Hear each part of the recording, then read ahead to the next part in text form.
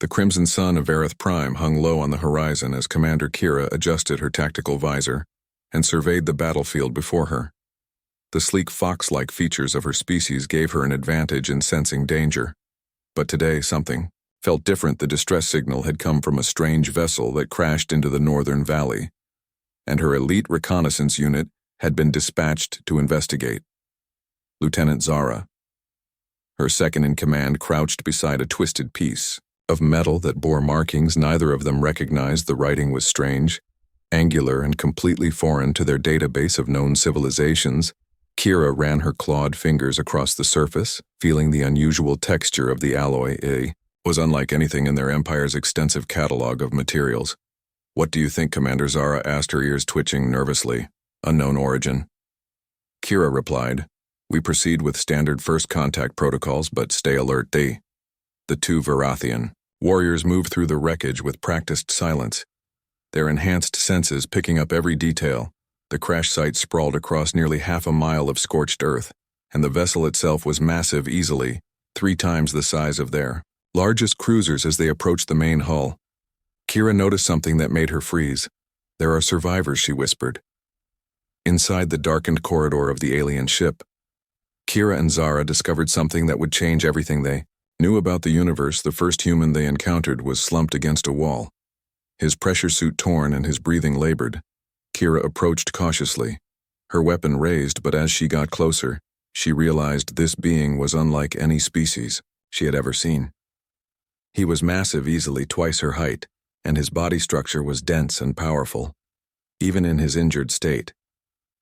When his eyes opened and focused on her, Kira felt a strange sensation run through her body.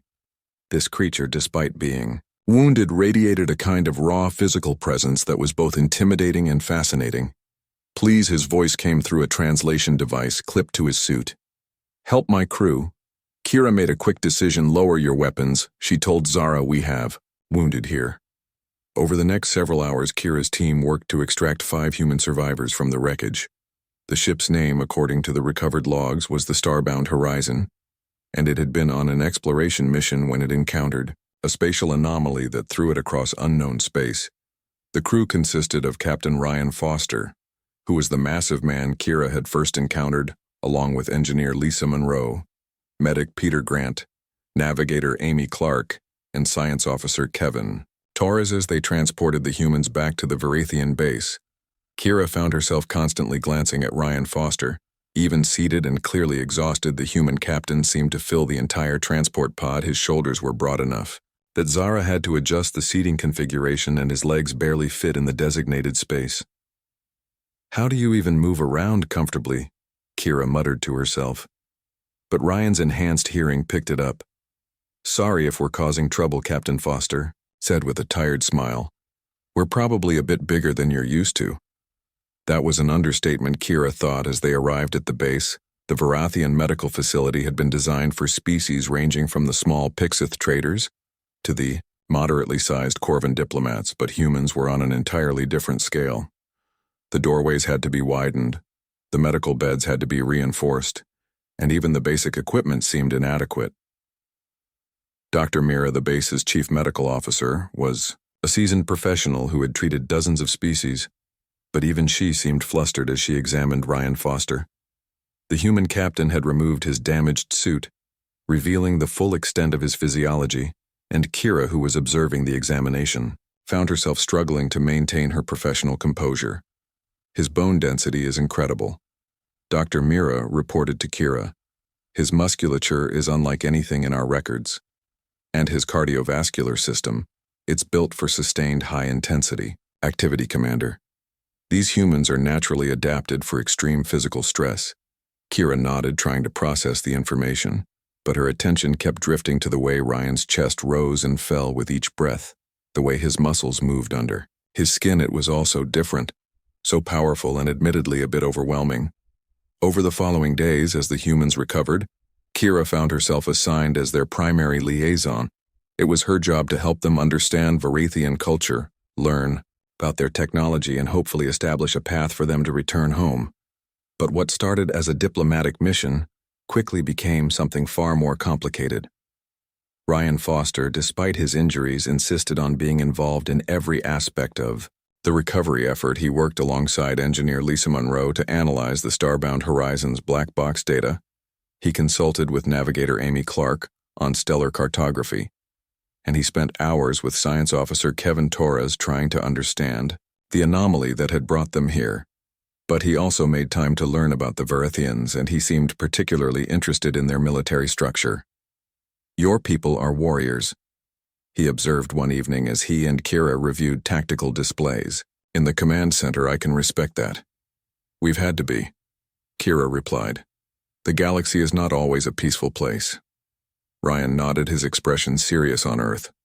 "We have a saying, peace through strength. It sounds like your people understand that too." As the days turned into weeks, Kira found herself spending more and more time with Ryan. They would walk through the base's training grounds discussing combat techniques and strategy. They would share meals, though the humans required far more calories than Kira had initially anticipated, and they would talk late into the night about their respective worlds. But there was one topic that Kira found increasingly difficult to ignore: the simple physical reality of humans, and how fundamentally different they were from her people. It came to a head one afternoon when Ryan asked if he could observe a Verithian combat training session. Kira agreed, thinking it would be an interesting cultural exchange. But as Ryan watched her team run through their drills, she noticed him frowning. "Is something wrong?" she asked. "Your equipment," he said carefully. "It's well designed for your physiology. But may I make a suggestion?" "Of course," Kira replied. Curious, Ryan stepped onto the training floor and picked up one of their standard combat batons. It was made of reinforced viridium alloy, designed to withstand strikes from even the strongest Verithian warriors. But when Ryan gave it a casual swing, the baton bent slightly under the force. "Oh," he said, looking apologetic. "I didn't mean to damage it." "You didn't mean to?" Zara, who had been watching nearby, sounded incredulous. "That's military-grade equipment." Ryan looked uncomfortable. "I'm really sorry. Our strength baseline is probably higher than yours. Let me try something." Else he moved to the resistance training equipment, and after getting Kira's permission, adjusted it to what the readout indicated was maximum resistance for Verithian standards. Then he began a simple lifting exercise, and to everyone's shock, he completed 50 repetitions without even breathing hard. "This is your maximum setting?" he asked.